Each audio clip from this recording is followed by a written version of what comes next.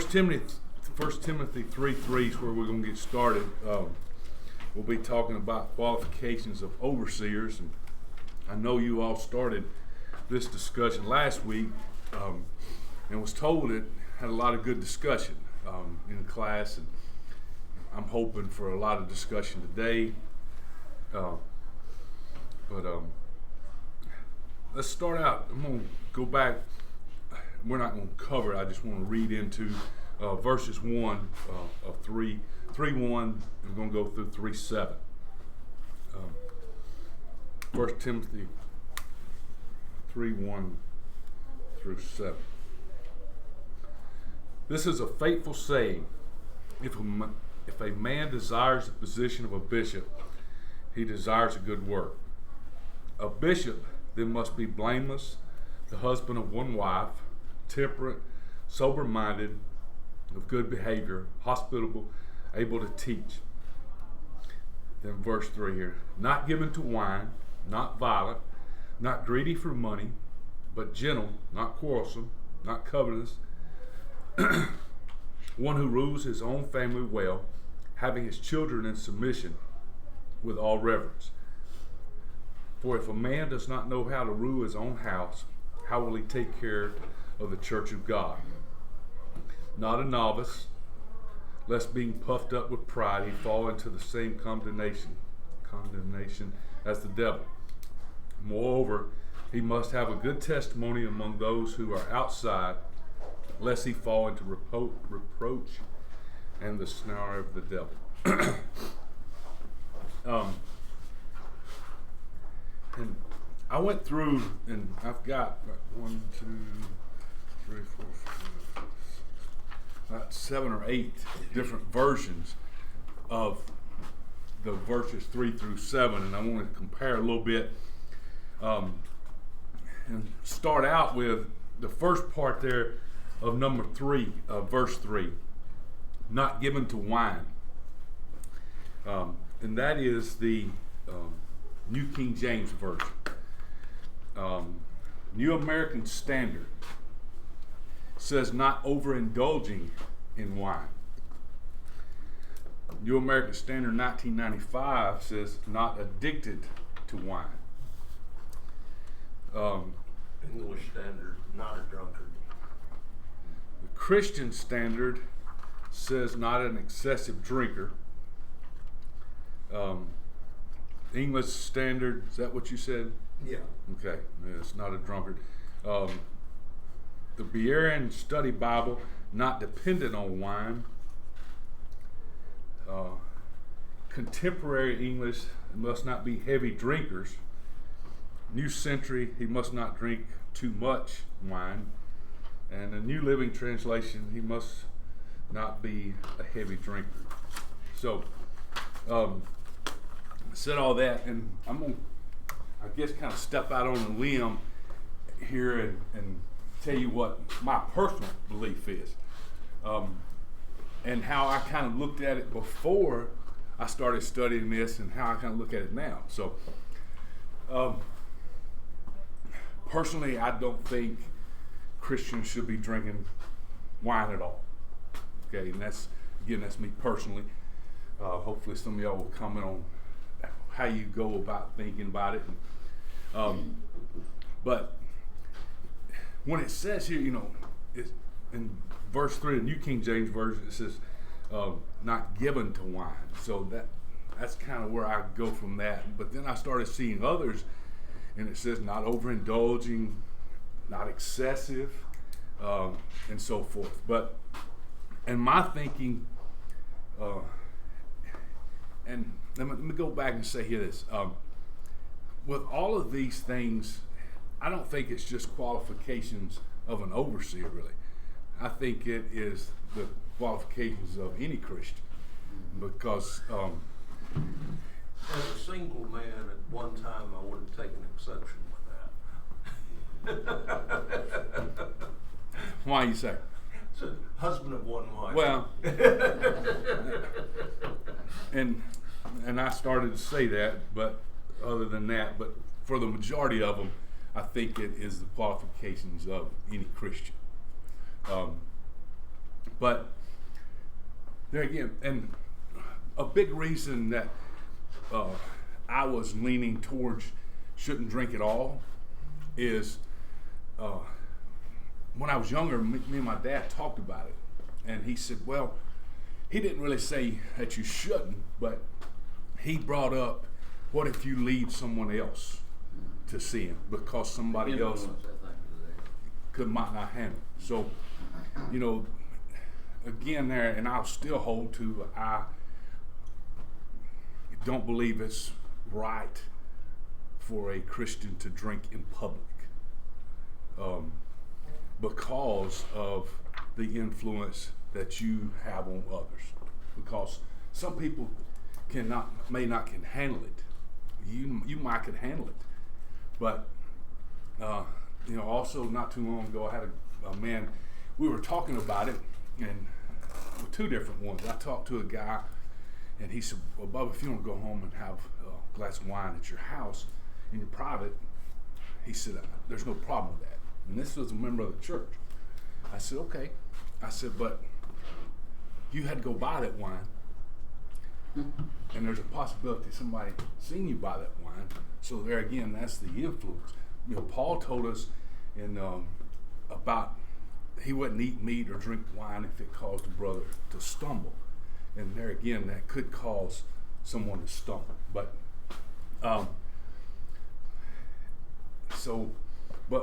and that's what my dad talked to me about. He said you go back to Paul of causing someone to stumble because your influence that you have on others and how they see you and how you represent the church, the church of God.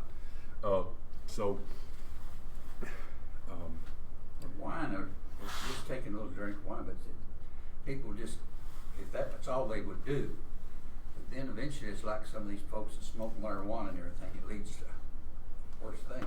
I know Jane had a friend, well, a friend of the family, her husband, all of them are friends. Jane cooked some chicken one time in wine, and she found out that we cooked it in wine, she wouldn't eat it. I said, her name was Jane too, and I tease her every now and then. I'd say, you know, you gonna come over and eat? I said, we won't have any more of that drunk chicken. Now she was that upset in her ways about it. She was different, you know, belief than we were, but still, I've seen people just get falling down drunk that never in my life would have ever thought they'd ever touched a drop. Well, I had a guy too, and then I'll open it up a little more for discussion. I had another guy that I talked to. He said, if it takes you 4 glasses of wine to get tipsy, drunk, whatever, he said, after you drink one, are you not 1/4? So that's, you know, that's another way to look at it. So wine's a part of a meal. A lot of Italians like wine. My dad always, I said this last week, my dad always said, if you take a drink, don't let the drink take you. Yeah. That's probably like anything, ain't it? You know, lotteries or smoking or anything. Well, I mean, if you go back and talk about that, was, you know, Tim used to say in here a lot that the wine was not as strong back then as it is now. It was more watered down. So that, but I could go back to look. Some people drink too many sodas. I mean, because that has an effect on your body and damage of your body there. So. Well, they use it to purify the water and everything back then too, didn't they? I have to say, when I look at this, I have to go back to a couple of things. One is where Jesus said, "It's not what goes into a man that defiles him; it's what's come out." And the gospel writer comments and says, "In saying this, he made all things clean." Okay. So we can't say without teaching as doctrine the commandments of men that taking a drink of wine makes you unclean, makes you a sinner. So we have to work from that, because that is a direct teaching from Jesus himself. Everything else has to be adjusted to that. You know, Jesus himself was accused of being a drunkard. He said, you know, I can't please you people. John the Baptist came neither eating nor drinking, and you said he had a demon. The Son of Man comes both drinking and eating, and you say, behold, a drunkard and a glutton. We're pretty sure he didn't give up eating because of the influences eating was happening because other people were calling him a glutton. On top of that, if you go back to the Old Testament, drinking alcoholic beverages not only wasn't condemned, in a couple of places, I won't say it was encouraged, it was allowed. I'd have to look it up, but in the first reference to tithing, and he said, you know, when you come into the land, you will bring 1/10 of everything to the place that I will set up. And, you know, it was the same as the other sacrifices and feasts. They would basically have, you would bring it to God, and then you would consume most of it. You know, some of it went to the Levites, some of it went to the priest, some of it was burnt, like that.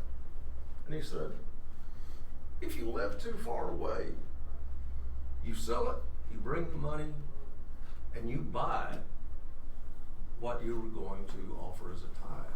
And among it lists wine, which is a very generic term, can be grape juice, and strong drink, which is not a generic term, beer. Said, and you consume these before the Lord. So it was not explicitly condemned in the Old Testament. If we condemn it now, no. Drunkenness is condemned, both Old Testament and New Testament. This does not obviate that at all, does not get rid of it. But to call it, you know, to say it is evil to drink would be going against Scripture. However, as we said last week, you know, going by Paul's example with meat, if I have a brother who says, you know, your drinking really bothers me. You know, it's something that I cannot do, and it really bothers me that you do it. You have to be willing to say, brother, out of love, I will never touch another drop.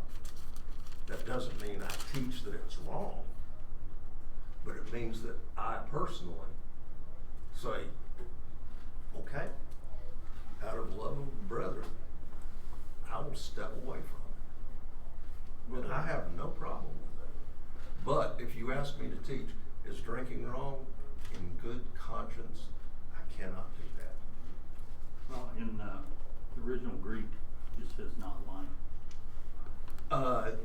Yeah, and here it says not one. I was referring back to the discussion of the discussion in the Old Testament of the tithes, and it links wine and strong drink. I'm just saying that if you look up the original Greek, it doesn't say not given wine, it just says not wine.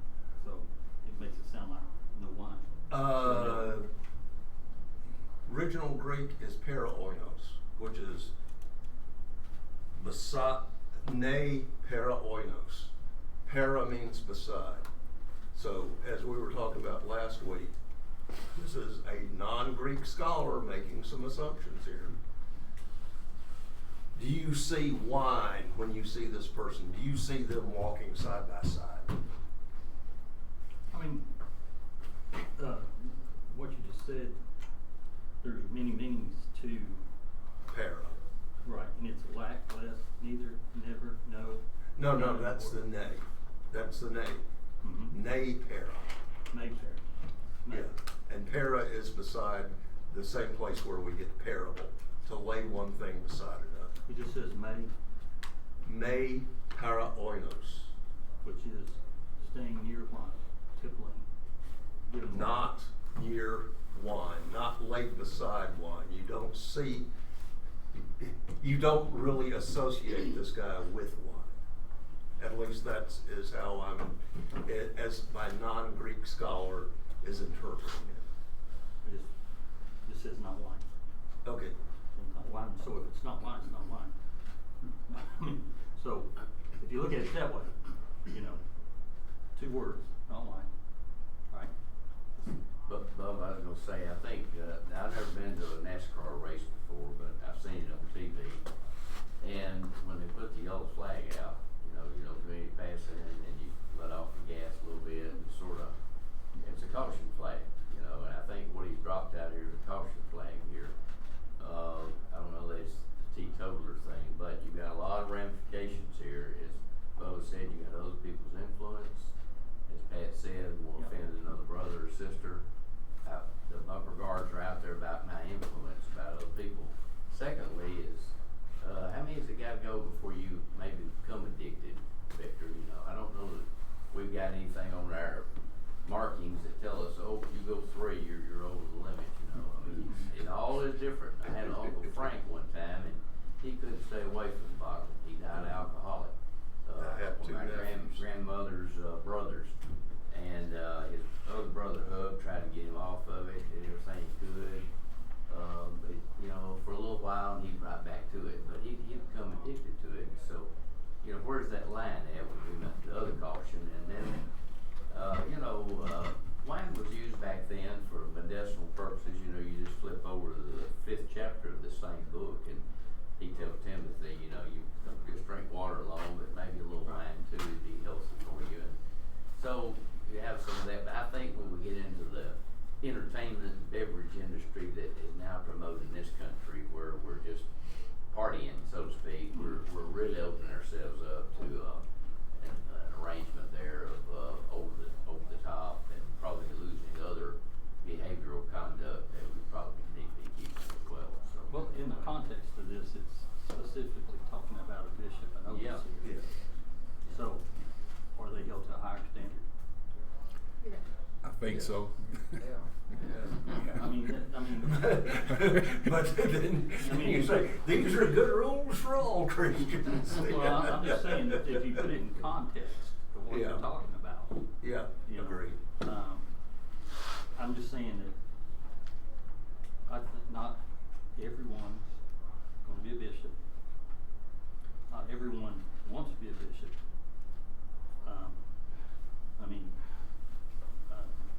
That's just simply the way it is.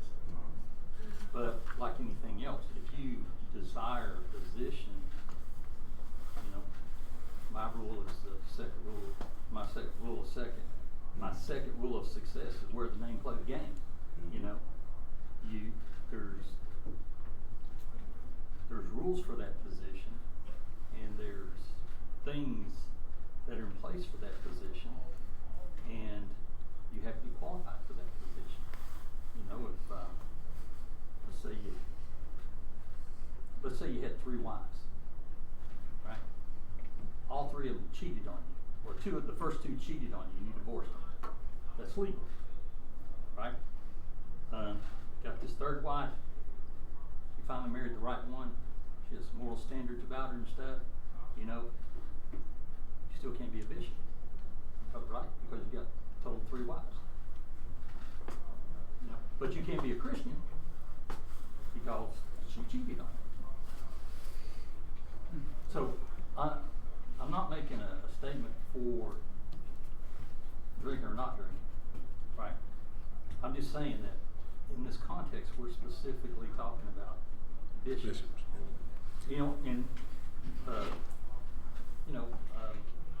Probably the person I'm probably most contact with is Carrie. I have high respect for Carrie. I have high respect for anybody. All were bishops, but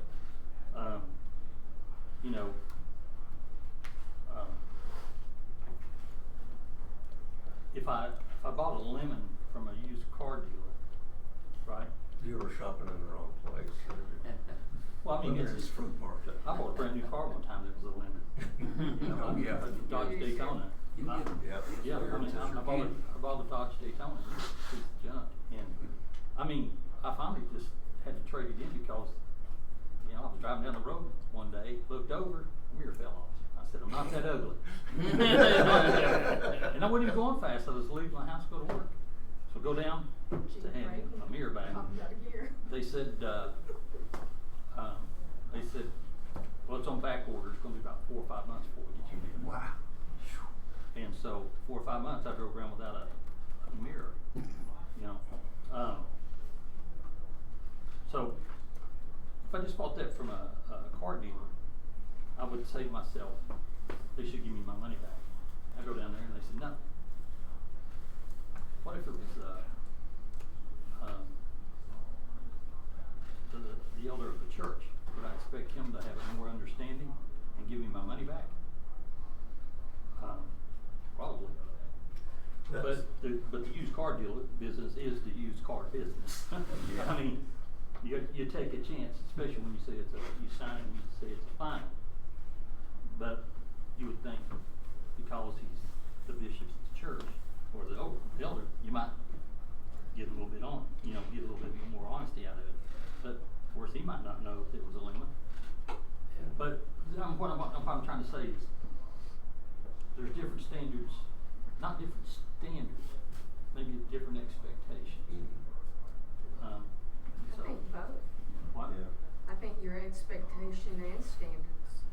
Yeah. I think both are true. But, you know, in the Army we'd say the higher you rank, the higher up the flagpole you are, the more people see you, right? You know, and you always say, never let them see your backside.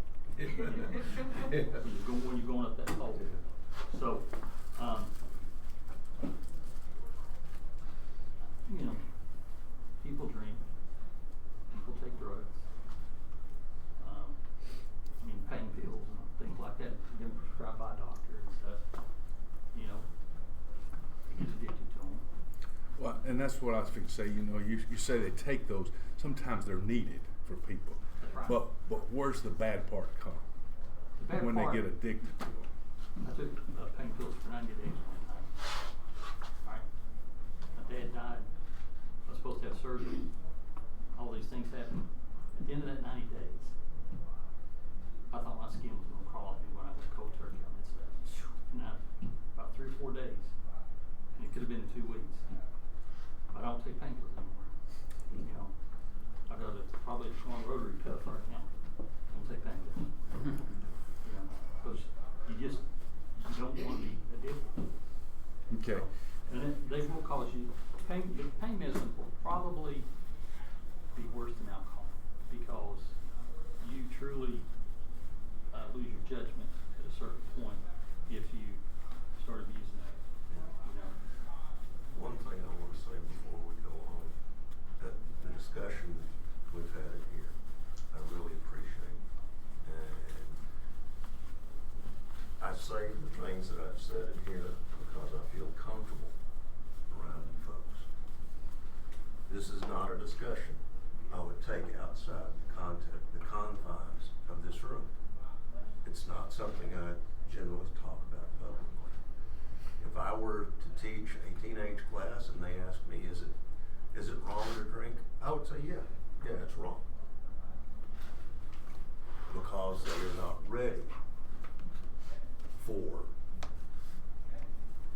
the kind of thought processes and the kind of study that is required to come to the same conclusions and the same life decisions that I've made. But I want to say, I truly, truly appreciate this class. Well, I was going to say too there that, you know, I think the overindulgence here affects other things that's already previously talked about, sober-mindedness, self-control, all those things, behavior. You start to lose, boom, boom, boom, boom, a lot of things come unravel there once you get into that vein and that misuse of alcohol. So a lot of guarding stuff there to think about. I think this whole thing, like you said, is overindulgence. You know, not violence. You know, there's people that like to fight. Mm-hmm. You know, I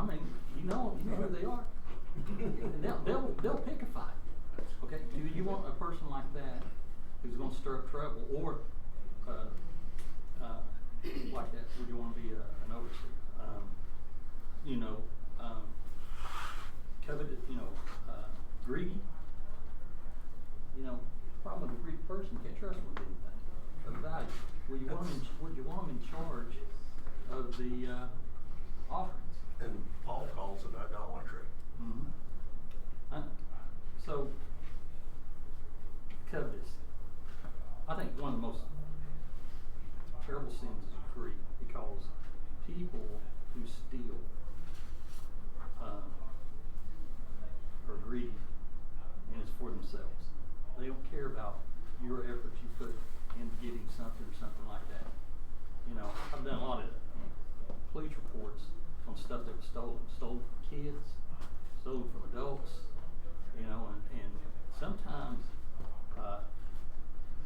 this stuff they worked hard for, but also a lot of times there's sentimental meaning to it, you know. But you're taking something, but you're so into yourself that you say, the whole world's mine, I just gotta go out there and get it, you know. So, that's overindulgence. What is overindulgence? You know, if it's gonna hurt your body, if it's gonna hurt other people, makes you not trustworthy, makes you not an honest person. I think you would not want that person to be in charge of much, you know. Sometimes I think I have somebody watching out for me. When I first came in the Army, I went to Aberdeen Proving Grounds, and they had a squad leader there that I was supposed to go to that squad, and he had that squad breaking into like the electronics store, doing the case, but they were stealing stuff. But when I told them I was married, they said, oh, we're going to send you to Edgewood, you can get housing down there faster. Well, that was a very expensive place to live, right? And I think to this day, you know, that was such an eye-opening experience for me, because here I am, I'm 20 years old, I'm about as green as they come, I'm coming from the hills of eastern Kentucky, you know, don't know much about life, let's put it that way, except while I was in the hills. And I always thought, if I went to that squad, would I got caught up in? I mean, it was bad.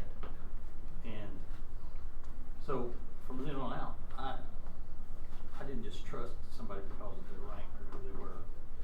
You know, I really thought to myself, well, his name was Penny, believe it or not, and Staff Sergeant Penny,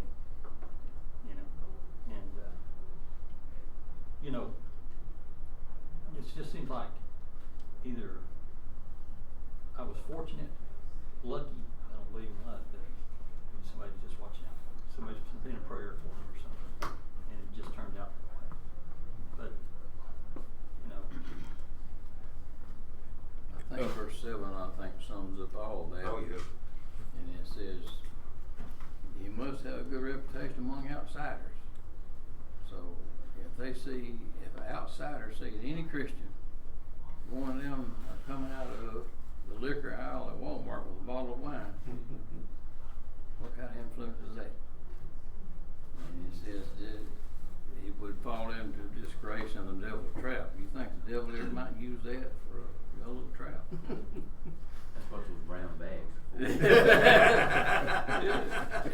It's kind of like what it said between a Methodist and a Baptist. Said, well, at least the Methodist say hi to you on liquor store or Walmart. My mom, once a year, would make a rum cake. And it's like a bundt cake, and then you add rum to it. You let it soak. It sits in the refrigerator. My dad was in charge of going out there and putting the rum in it, and you put the cheesecloth back in it, and you wrap it back up. So once a year, he had to go get one of those little bottles of rum. And she would call him and make sure he understood that when he left work, that he didn't come home and stop at one of the liquor stores. He had to go to Lacey Springs. He had to turn and go to Lacey Springs. Where nobody knew him, right? Because we didn't know anybody in Lacey Springs. And he could stop in a liquor store on the other side of the river and get one of those little bottles.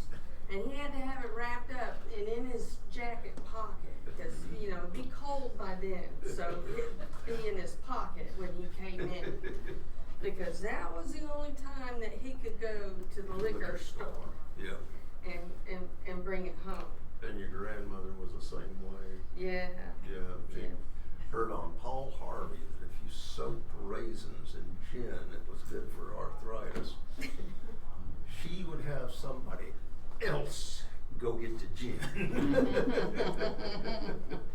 I'm gonna say, when I was at the youth group at West Huntsville, and a lot of time we'd go to Huntsville Stars games, there was some older people in the congregation. We always took a bus or van or something, but they didn't want us to take a logo of the church because they served alcohol, especially on Sunday night ball games. But that was also a night where you could get the most tickets.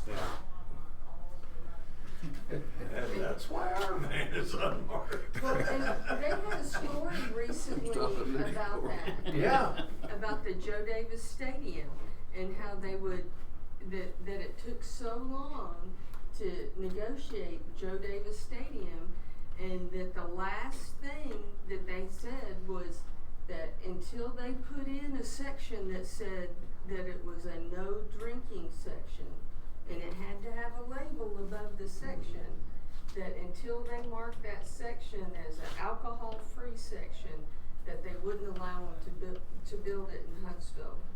And the A's were like, nope, we gotta have alcohol or we're not gonna build it. And they were like, no, we can't do that. And until they finally gave in and let them have a no drinking section, Yeah, watching they wouldn't watching build it. the College World Series, and the camera on one of the dads or something, he picked up a big Miller Lite beer. Okay, but when we go back to scripture though, it may be that I'm confused on this on the type of wine, because Jesus turned water to wine at a party. Would Jesus give you something that he would believe would be a sin? That's a good point.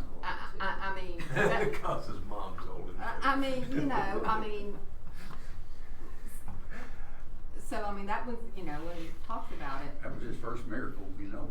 Yes, I mean, and so really, can you say then that he was there and caused these, you know, and it was a whole like gallons and gallons, you know, I mean, so And it was. I'm just.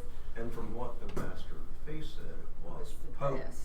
Yes, He said, yeah, it was the best. well, he said, you know, We usually put good you at first. usually bring the good stuff out first, and the term in the King James is when they have well drunk.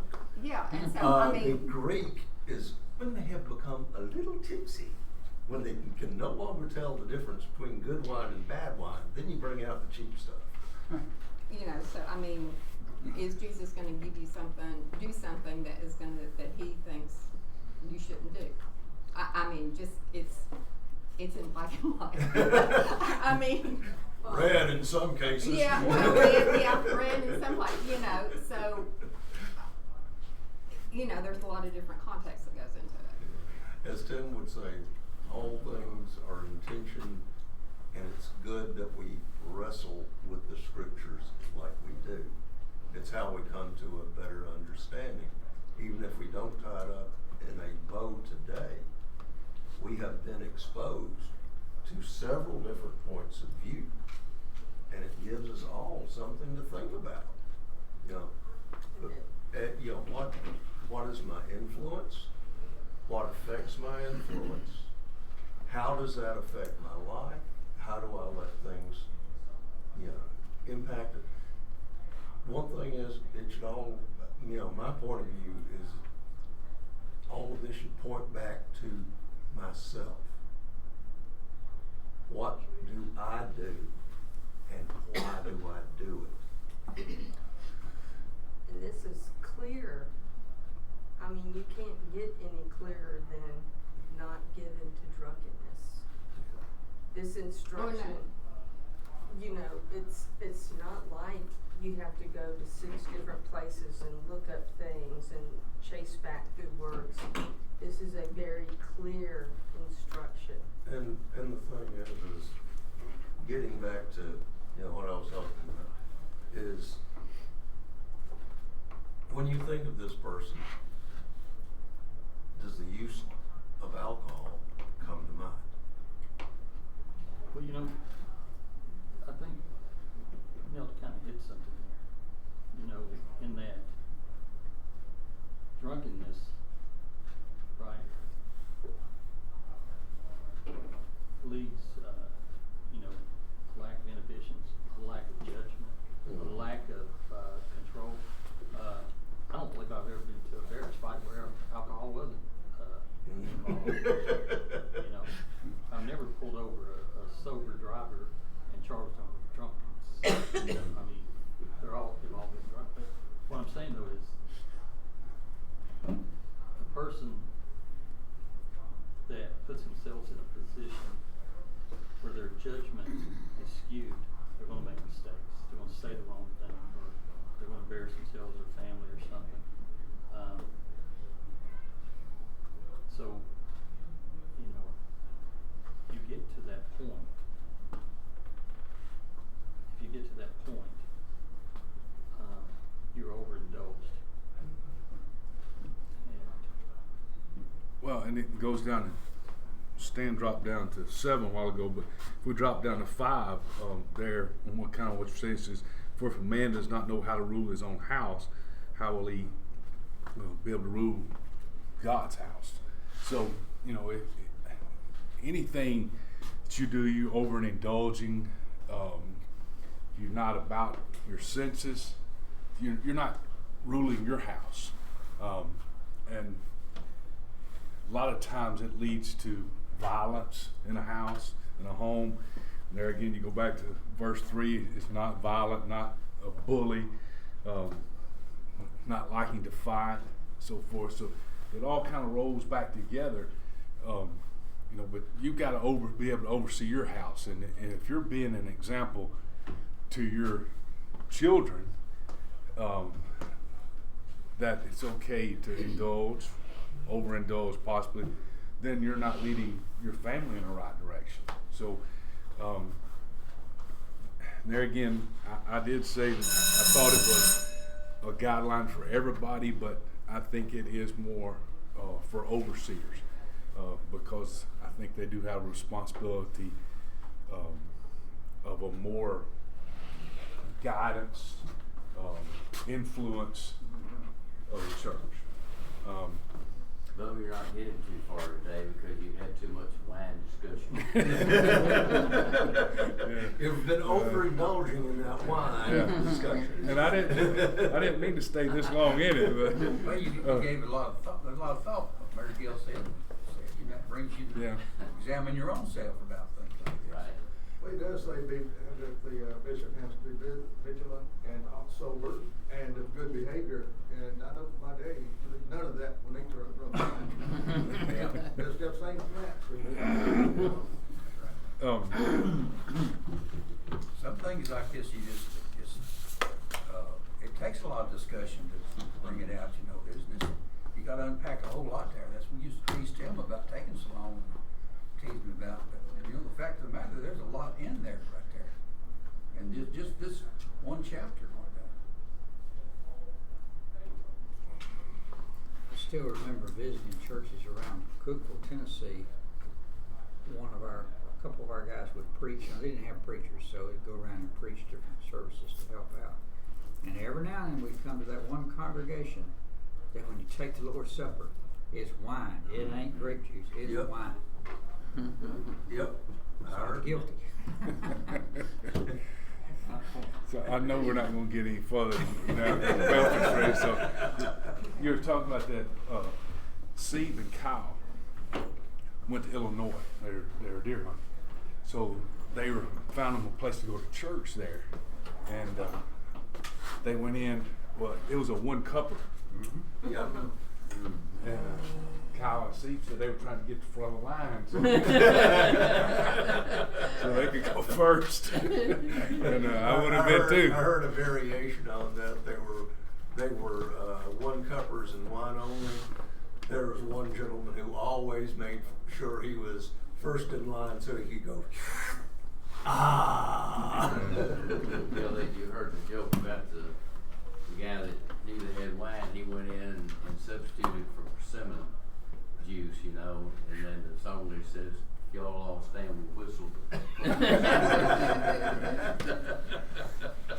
All right. Again, I'll kind of second what Pat said there. I appreciate the discussion. And if we could erase this particular session, it'd be very much appreciated. But you know, though, Pat, I'm going to disagree a little bit with you there Please, because please. I think as a church today, we're almost too lenient on saying something. I think we hold peace, try to walk the line and be everybody gets a trophy society, and that's wrong also. So, you know, again, I think as Christians we have a responsibility to say something.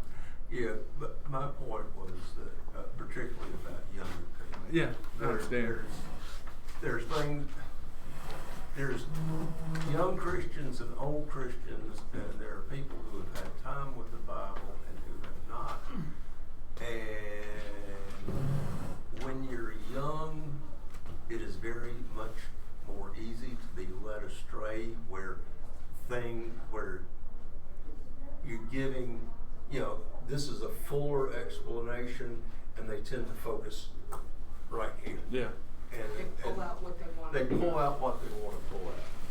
But that's the way most people are anyway.